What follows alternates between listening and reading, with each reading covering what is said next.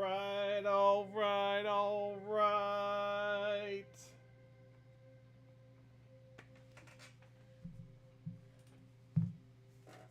Can you hear me? It's right there. That's the one? Yeah. Okay, that's what I thought. Just making sure. There's one in the other room. Okay. All right, so this is a new setup. Can you hear me? Can you see me? I have no idea if it's working right. I have my wife watching, so we're going to see here in a little bit. Tons of things to paint today. Way new setup with how we're gonna show everything on here. We have our main camera, which finally looks like the way it's supposed to look.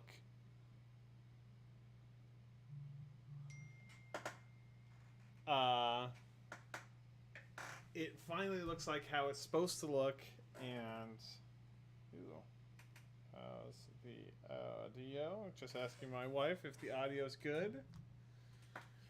So, for a long time, we've had this really nice camera that we haven't been able to use adequately because we had a cam link that we bought used. We gave it to our younger brother for Christmas one year. We then bought a really cheap USB capture card, which was garbage. The cheap ones are garbage. That's exactly what they are. And now we bought a new cam link. So here we go. We got a few things that we want to paint today. This is the Furious Flapjack, I think, from, let's look here real quick. Pocket Dimension Studios. The Ferocious Flapjack from Pocket Dimension Studios, which is a clone, not a clone. It is a land speeder tank that was used by the Alliance of the Sword Republic during the Galactic Empire, or Galactic Civil War. It was first introduced in Star Wars Battlefront 2, the original Battlefront 2, not the EA Battlefront 2.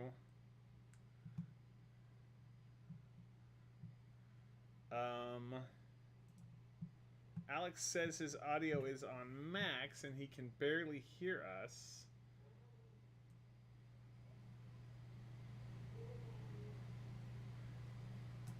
Is that better? Alex, is that better? Is that louder?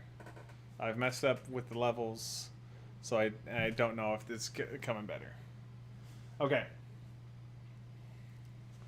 So we'll wait and see. So, this is the Furious Flapjack.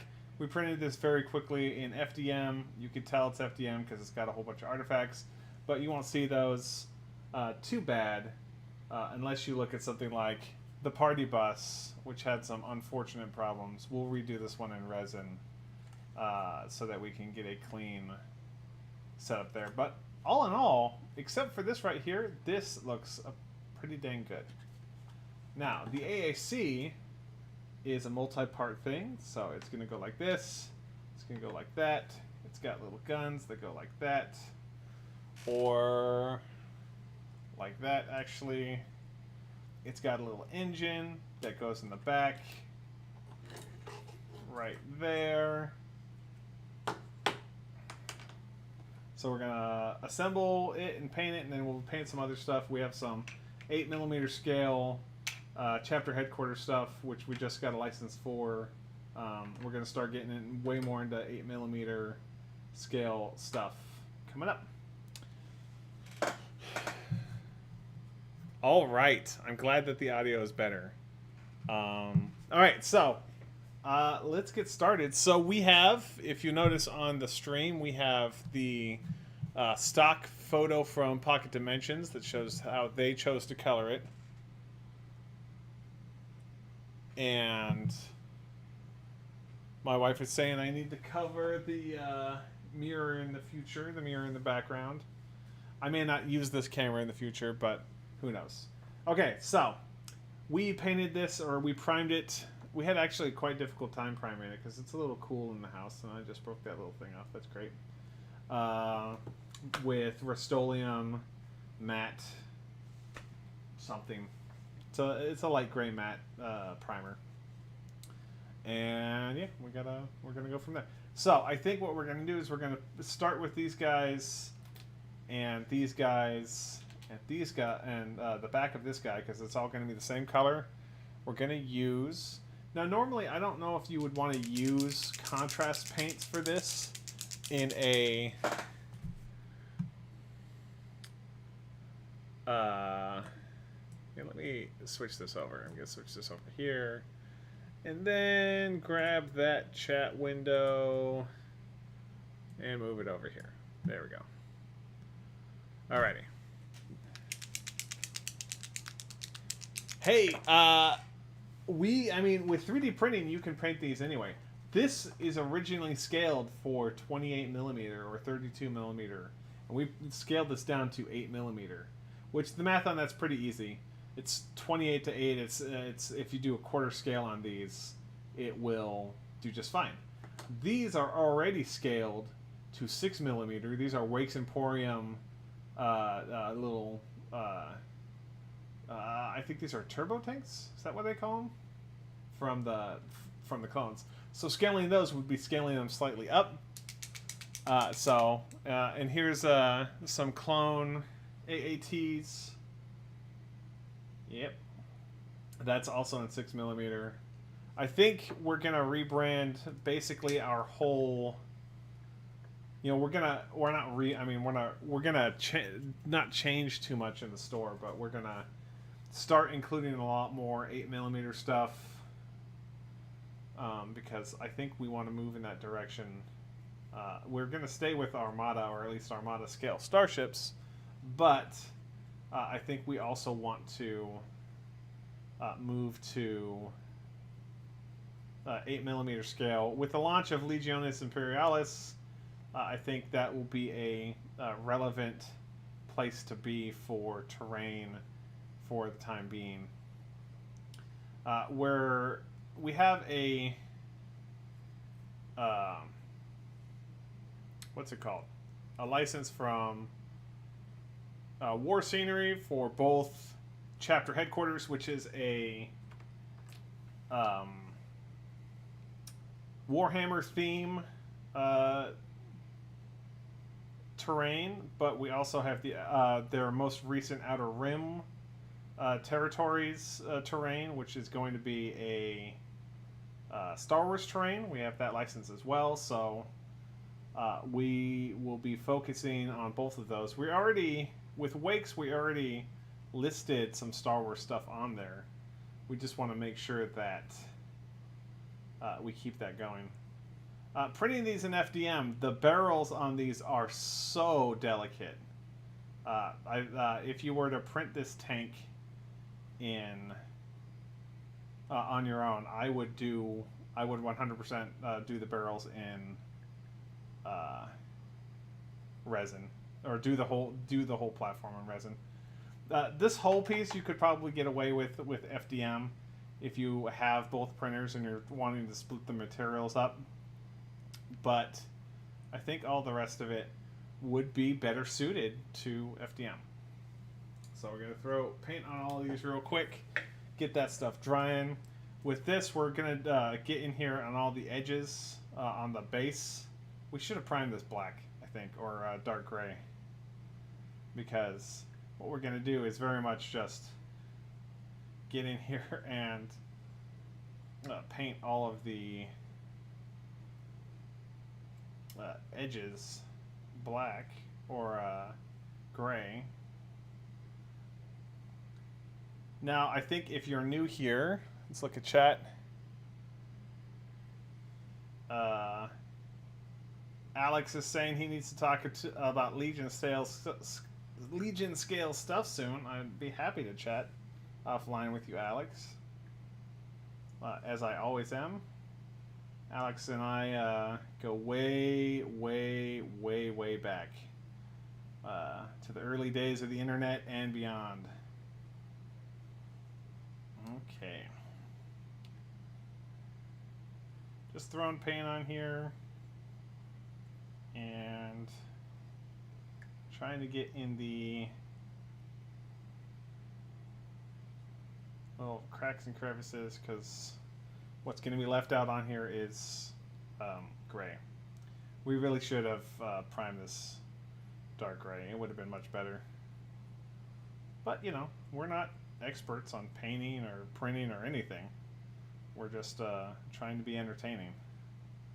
So, there you go. Now, I test fit everything, and these rocket pod barrels and exhausts, you can almost, you don't even have to glue them, because the tolerances on them are so good when printing in FDM that they just sit in there. Like, I had to get them all separated for priming. I had to like pop them out with a thing. All right, so for this guy, I guess we don't have to do anything to this. We're just gonna, we can just do this in our metallic, and then we'll do the inside in engine glow color, probably arcane blue, if Shadowcat chooses to show up. Abel says, I love Armada 3D printed models. You know what? So do I. Here's one. This is a kit bash that we did and printed up. This is based on the O'Neill Creations Nebulon, and then we took some additional antennas from the Nebulon and we cut off a portion of the chin. We added the IGV 55 array, and then we also added the additional sensors from the Lucre Hole core, all from O'Neill Creations, to make like an Elint or an S-Wax kind of ship that would be like a not a frontline vessel for the Rebels, but a support ship on there.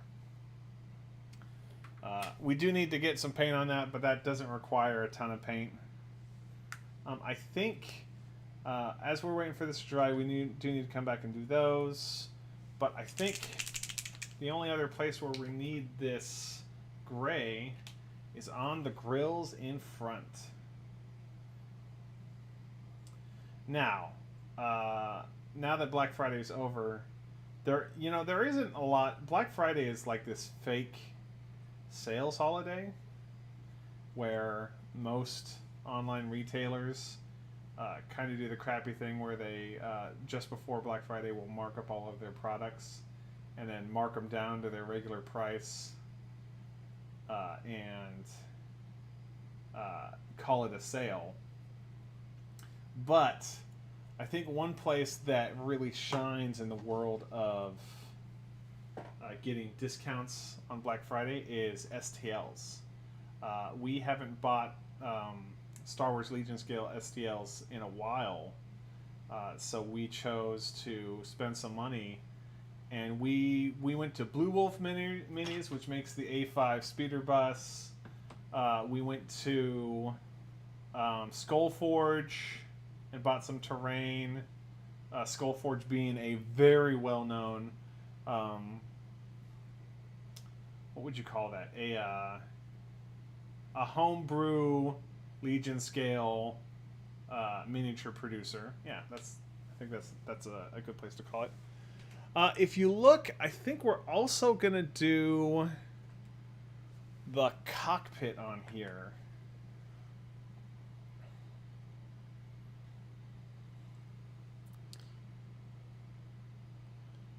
Squarmus?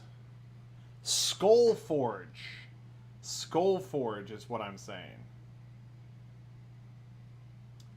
The creator of Skullforge has been around for quite a while in the Legion community, basically from the start of Star Wars Legion, and has been making Legion scale stuff.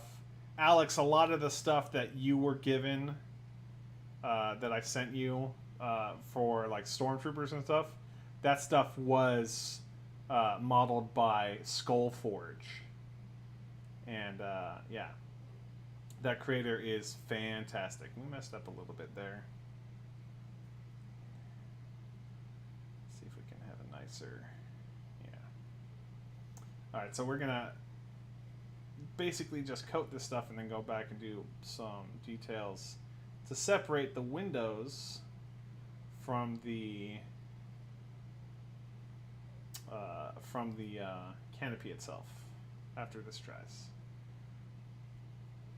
Again, if you're a talented 3D or painter, you're probably not using transparent paints on FDM prints, but we're just here for a little bit of fun. We've hit a roadblock. We have a few videos that we're trying to put together. We hit a roadblock with them, so we figured we'd do a painting stream to keep people engaged in the channel.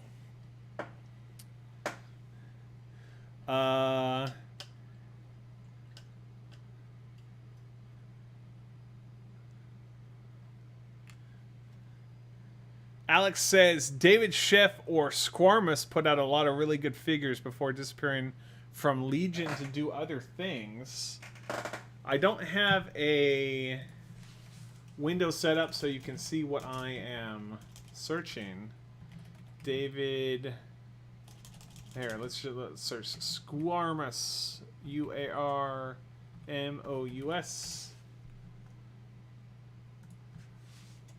Legion.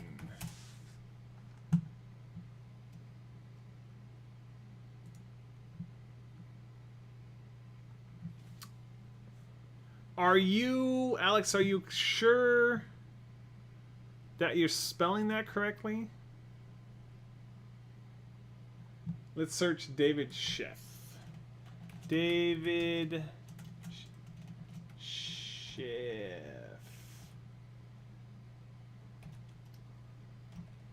Legion. Oh, I think I found it.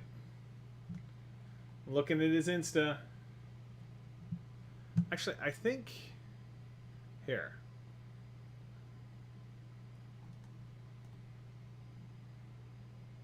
His stuff looks pretty good.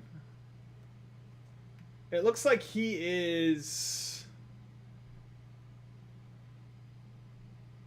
Yeah, his stuff looks pretty good. None of it stands out more than anybody else, but it does look good. I'm wondering how people get so good at that. Like, did he know ZBrush or whatever he uses to 3D model? Did he know that beforehand?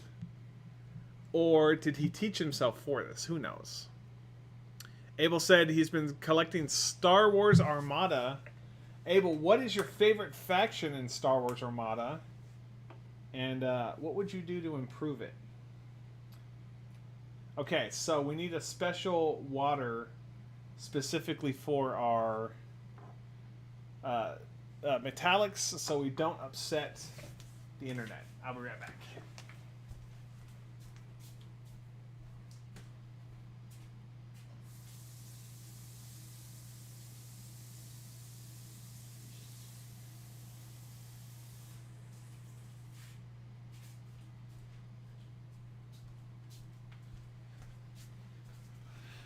On the Logitech camera, this is the Shadowcat cup for our metallic paints.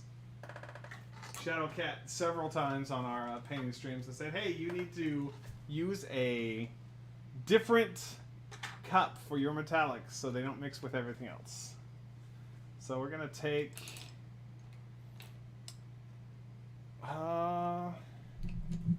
here, we'll use this Citadel brush. This will serve us just fine.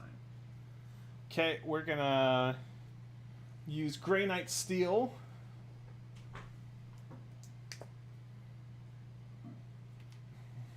There you go.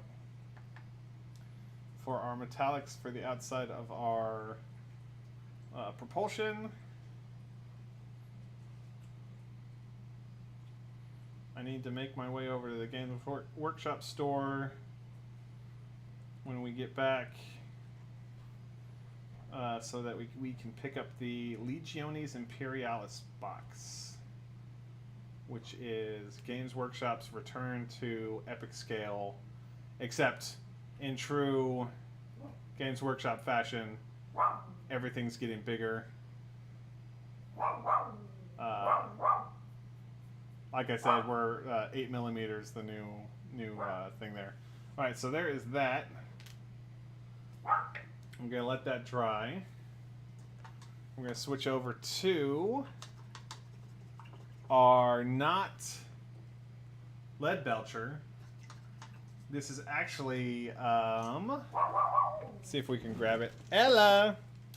This is Folk Arts Gunmetal Gray mixed with medium in order to make it flow better. And it flows pretty dang good. So we're going to put this here, also on the barrels of our guns. And let's see here. Riberian Frigid Ship.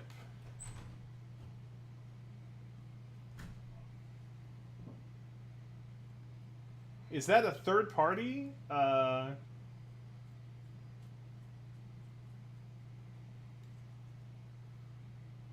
Miniature?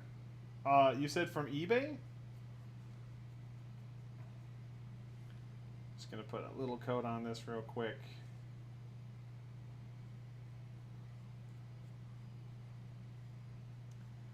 You know, Star Wars Armada scale has always been our favorite Starship scale. I mean, quote unquote scale, since there's no real scale to that, to play with, because the starships are big, and our players that we invite over, that we've developed over the years, respond to bigger starships. So that's why we're here. That's why we're repping the Armada scale ships on Etsy, and enjoying all that. I think my dog just used the dog door with her cone on, which is interesting. Hope that's not hurting her. But we are, right now we're working with the beta, the 1.8 beta for Grimdark Futures Warfleets. We're going to try and adapt the Warfleet's stats to represent Star Wars and Star Trek and Babylon 5 to start with, and see if we can bring content from that into our gaming space. All right, Abel, we're gonna, let's see here. We're gonna put.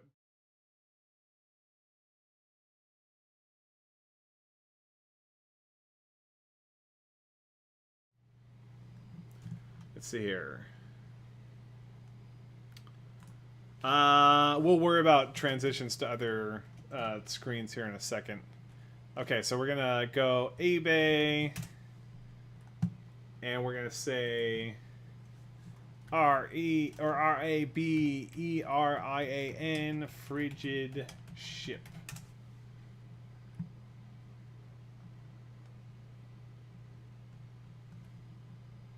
Am I spelling that right?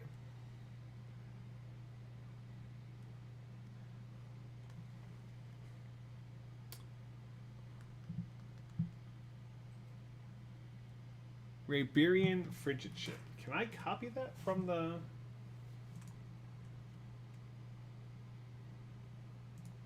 apparently I can't. Oh, there we go. Oh, Rebellion frigate. Okay. Sorry. Yeah, I like frigates. I like small ships. Like, I mean, we've got this guy. We've got the Action 4 transports, which, depending on who you ask, maybe not a frigate. More of a corvette. I mean, it's a transport, but you look at something like the Interceptor 6, which is a fantastic little modification of the Action 5 or Action 4 into a proper warship. This is like this and the Nebulon B. The way that the Nebulon B is modified into a ship for the rebellion. Those are really cool concepts, I think. Okay, so where are we? Let's do a little. Okay. We're going to grab some Contrast Blood Angels Red. And we're going to grab our turret. And it looks like on this ring of the base, and let's see here, and on this panel, it's red. So we're going to go ahead and add the red there. So we're going to switch back to our regiment brush. Get it wet from the not metallic water, and apply some paint right on here. Get some actual color on this thing.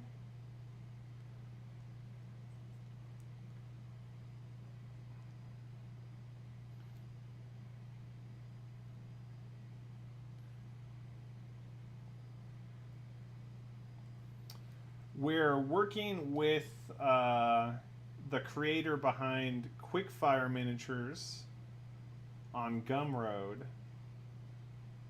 We have signed an agreement with them to bring their content to life.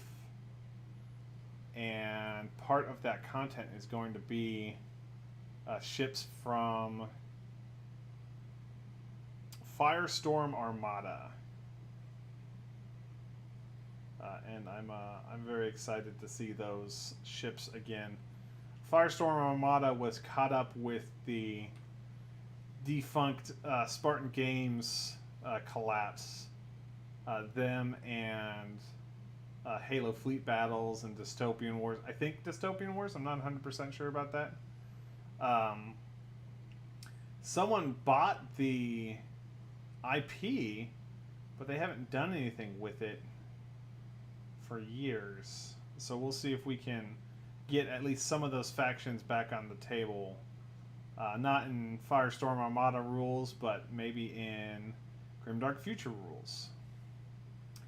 Alright, so there's that. I think we're going to leave it at that for those panels.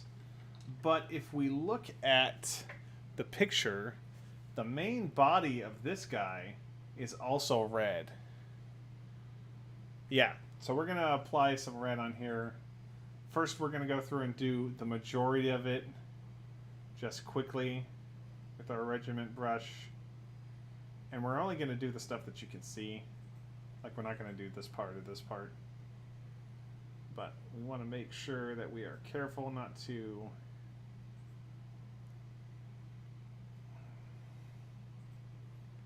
get in here. Take a brief glance at the chat. First time buying Rebellion Frigate, it had free pieces. It was not easy to put on either. Super glue. Its paint, it was awesome.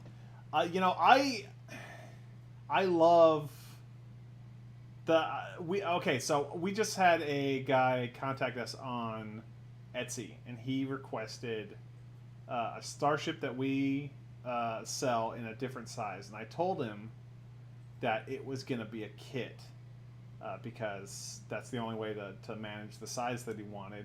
And it excites me to be able to put out things that are like model kits, because I had quite a bit of exposure to model kits when I was a kid through my dad, and it gives me I think a little bit of nostalgic contact, bringing me a little closer to my dad. Makes me feel good. All right. Alex says, I kind of want to make a full-size Corellian Corvette or a GR-75 or an Action 4 transport for Legion for a Gene Stealer Legion game. So you want to introduce the Gene Stealer Colts into Star Wars Legion? Okay.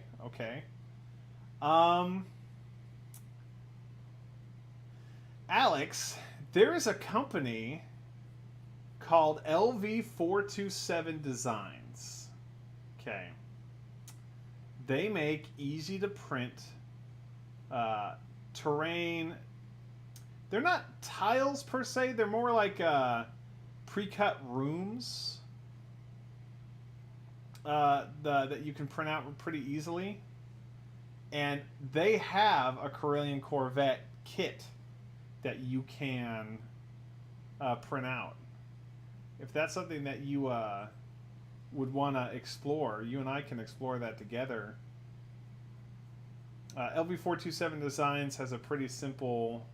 we wouldn't be able to do it for profit, but we would be able to do it if it was something that would be both interested in doing. Man, I wish you lived in Houston, where I am, instead of where you are, because that would be a super fun thing to take on, a super fun task to take on together. All right, so we've got that. Star Wars Space Hulk, absolutely. That's part of the reason why we've been excited to get into like X-Wing. And you know, this we're talking about war scenery with these guys.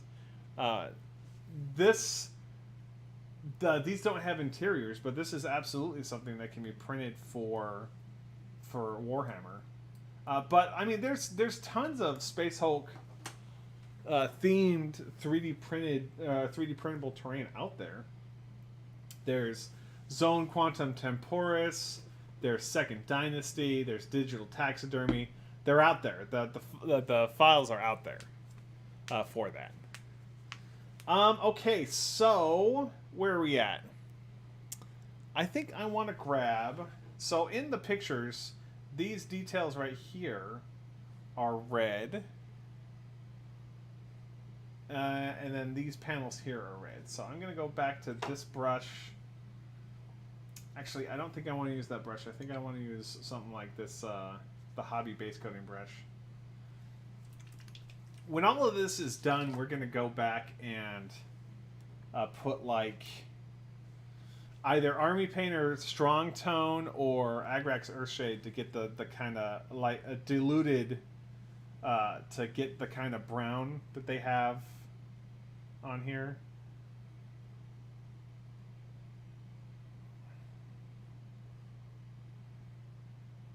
These aren't the cleanest lines in the world, but I think that might do. In chat, Alex says, yes, I've been eyeballing their stuff for a while, along with Papsicle's Aliens vs. Predator. I've shown you that stuff I've worked on. Wow, those lines are garbage. Let's get that paint off there. It's okay. I would be worried about it if I had any kind of professional dignity when it comes to 3D to painting, but I clearly don't.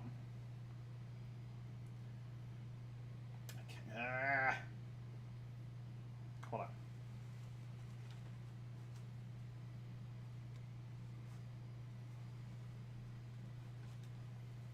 Yeah, that's just kind of on there. Okay. Well, you know, once you're in for a penny, you're in for a pound. So let's go on and get this done. Gonna do the blocking on these.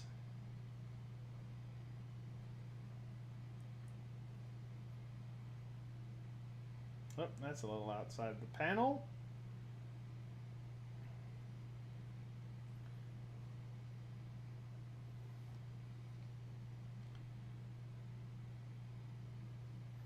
There is not enough time in the day to get everything that we want to crafted, but we backed all of the Kickstarters that Papsicles did for Aliens vs. Predator. In fact, once I put the brush down,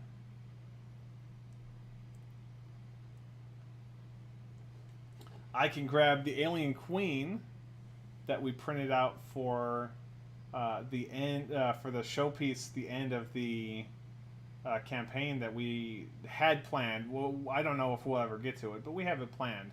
Now this one's seen better days. She's lost bits of her tail. She's lost her spikes on the back, but we could just reprint this. This is a really easy paint scheme to do.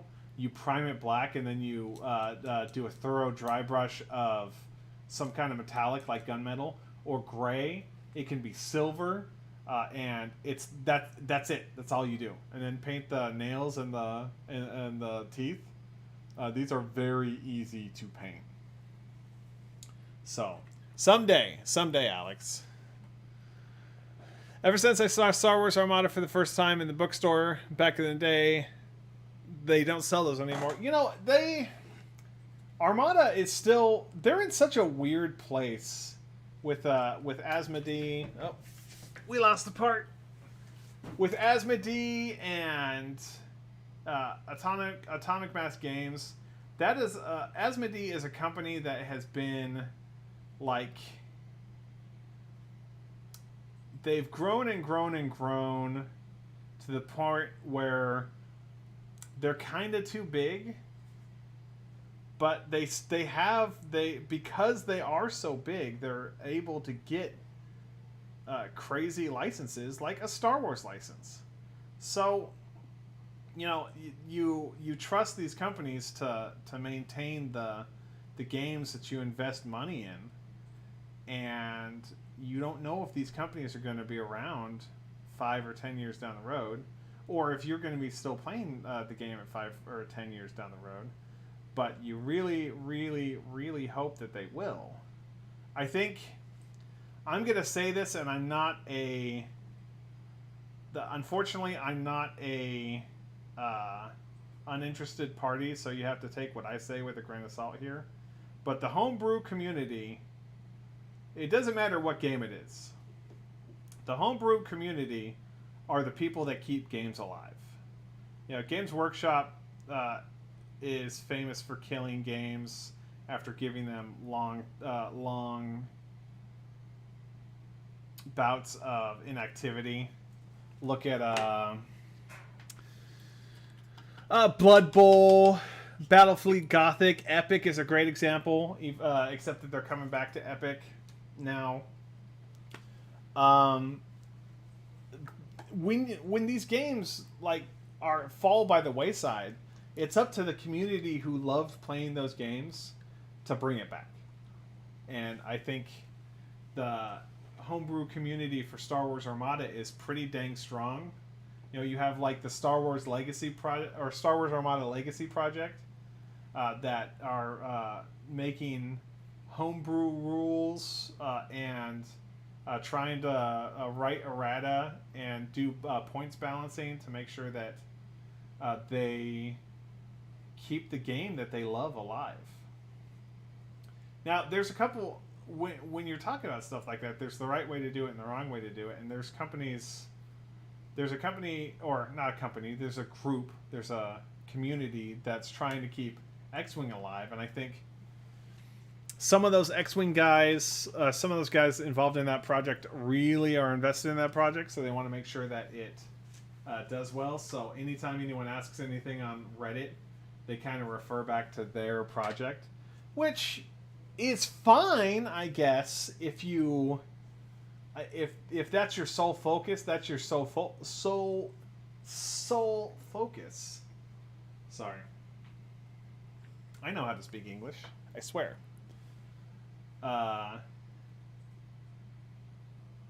But, you know, people can't be pushed into the homebrew community. They have to come willingly.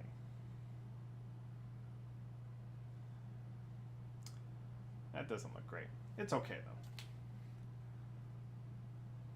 I just imagine, you know, playing the mods for Empire at War.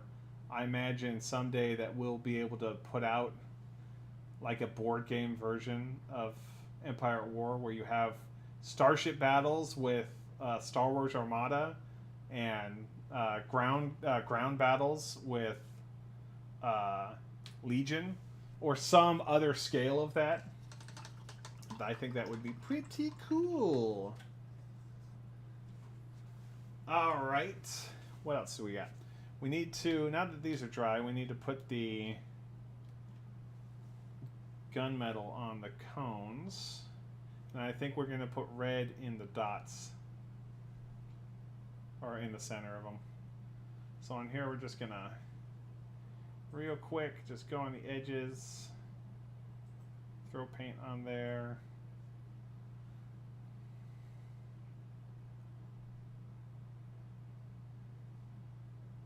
And then turn it right side up. Just go to town.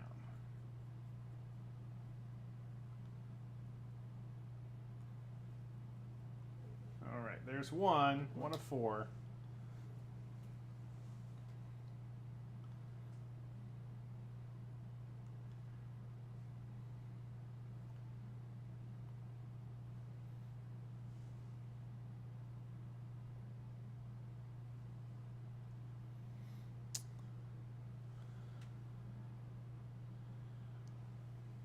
Yeah, Abel, Empire War has such a robust community. It still has 2,000 players on Steam, 2,000 concurrent players. And let me tell you, the game is 15 years old. There are very few of the original people that are playing it that are represented in those 2,000 players. Those players are new players. And Petroglyph, I believe, recognizes that because they just put out an update for their 15-year-old game and Forces of Corruption to update the engine from 32-bit to 64-bit. And that's, think about that. You have a game that came out before 64-bit programs were a thing. And 15 years later, you have a maintenance team that's still writing updates and making freaking fundamental changes to the engine so that you can have a better experience playing it in 2023. That is an awesome, awesome team, I think, and they deserve the praise that they get for hanging in on their product on their project as long as they have. That is freaking awesome. All right, so this is for Star Wars Armada. So we have the little flight base here that goes in the bottom. And we have a huge 150 millimeter base. This base did not print out well on our printer. I think these kinds of things would print much better vertically than horizontally. But we'll get there. So we're going to grab our super glue, put some stuff on. First and foremost, let's put the guns on. This is just super glue from Gorilla. The barrels go out, so this goes here. I'll let that sit and stew for a second. That guy goes there. All right, we're gonna apply glue to this part right here.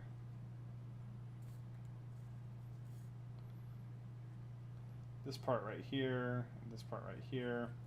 We had to print this piece in FDM 3 times because the orientation that we were choosing just was not working. So make sure that that is lined up right. There we go.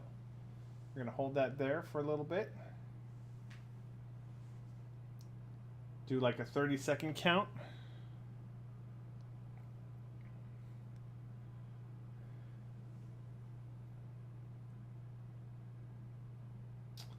$30 is too long. We're going to take out our secret weapon, Instaset, which is a cyanoacrylate accelerator.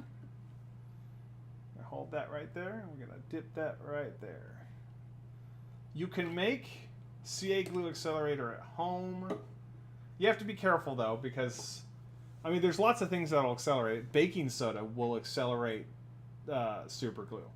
This stuff is crazy, like, toxic though. If you like spray this without proper ventilation, this will give you a headache super quickly.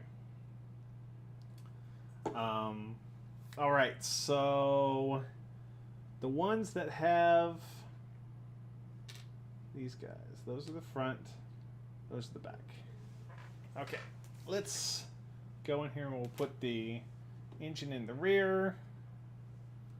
See, the print on this side was not the best looking. We printed this vertically like this. This was the orientation we chose. And yeah, you know, our printer does really, when you give it something that it does well, it does it really well. With this kind of stuff is much better suited for resin. So let that sit in there. Make sure these are the right ones. These are the right ones. So the front of this, you can see the little chamfer here, the little panel. That's the front. This is the rear. So it fits in here like this. We're going to put a little glue on the border in here. Just a little bit, not a lot. Make sure it's in camera. And right there. And then right there. And right there. Set these guys in. Set these guys in. Okay. Now those are set. You could hear it click in there. You can apply a little glue on the back side.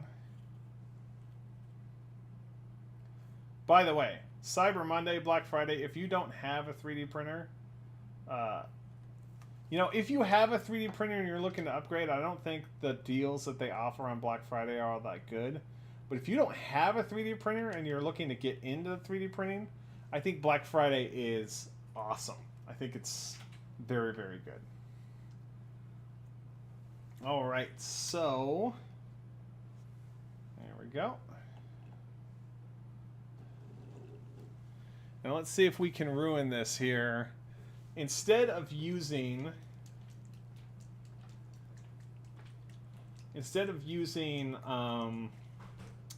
Agrax Earthshade, we're going to use Skeleton Contrast. We're going to fill our brush with it. We have this ratty brush that'll do just fine for this. We're going to fill our brush with it. We're going to stick that in our 1, 2, 3. Get that in our little dry palette here. And we're going to take a big thing of water, put in here and mix this together. And then we're going to apply this and we're going to see if that's the color we want. And I think it is. This will dry lighter than it appears right now. I think that is exactly what we want here.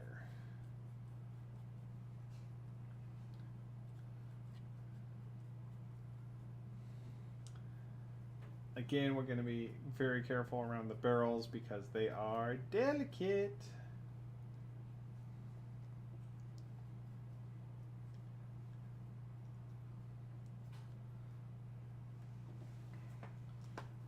Okay, there's another way to do this dilution, which is not recommended, so we will not show it on screen, where we apply water directly to the little spigot in the pot. Put it down like this.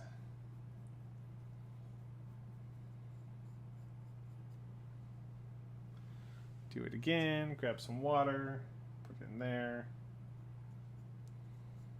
For the longest time, you know, Citadel, Games Workshop gets a ton of very well-owned crap for their paint pots. Their paint pots for traditional paint suck. They are so bad. But it turns out, I think, in my personal opinion, not representing anyone specifically, but I think their paint pots for contrast really work well. Like, you should. I think you're probably robbing yourself of good experience not working with a palette instead of, and instead painting from the pot directly. But if you're looking for convenience, I think it's very convenient to paint straight from the pot with Citadel contrasts. All right. I think that we're using the wrong brush for this. So we're going to shake this up quite a bit. We are going to go back to our palette. But we're going to go straight into pot here.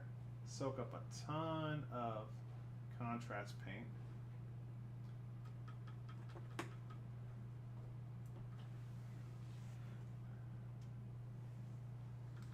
Grab some water.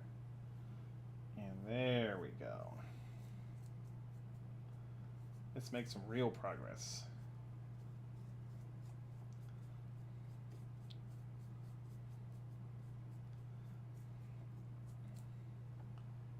Now, PLA, which is the plastic material that this is printed out of, drinks paint.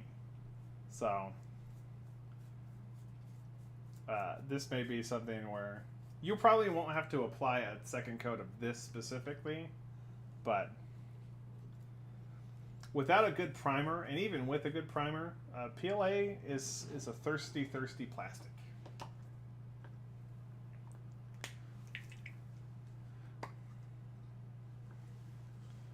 Yes, Abel, it is from Battlefront 2 from 2005.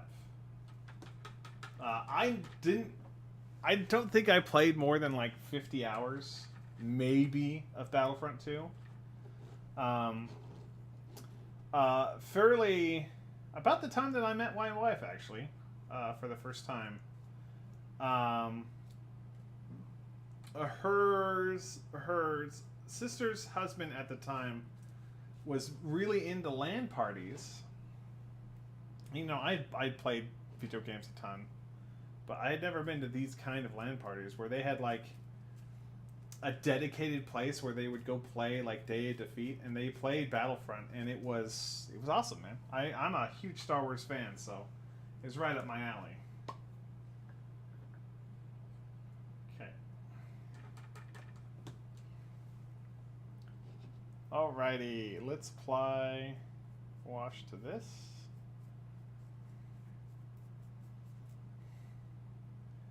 And here.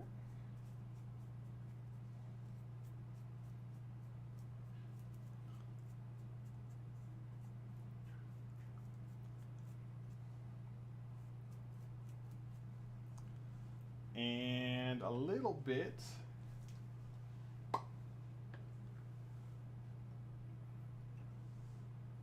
on here. Make sure we're actually on paint stream instead of holding it in our lap.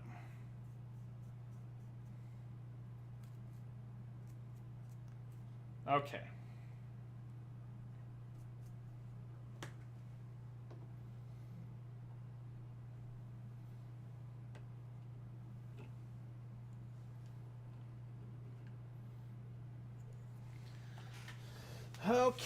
Okay, so we got that. That's the little flight base. I'm going to grab that on here. Whoop. And like that. So the flight base has it set like that. We're going to apply some glue to the flight base.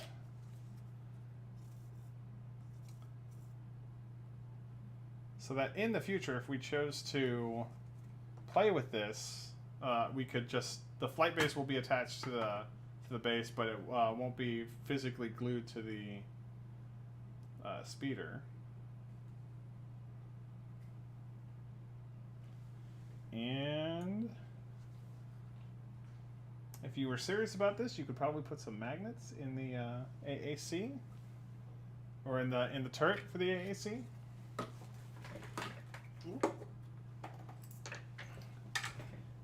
And there we go. That is the Pocket Dimension Furious Flapjack in Legion scale.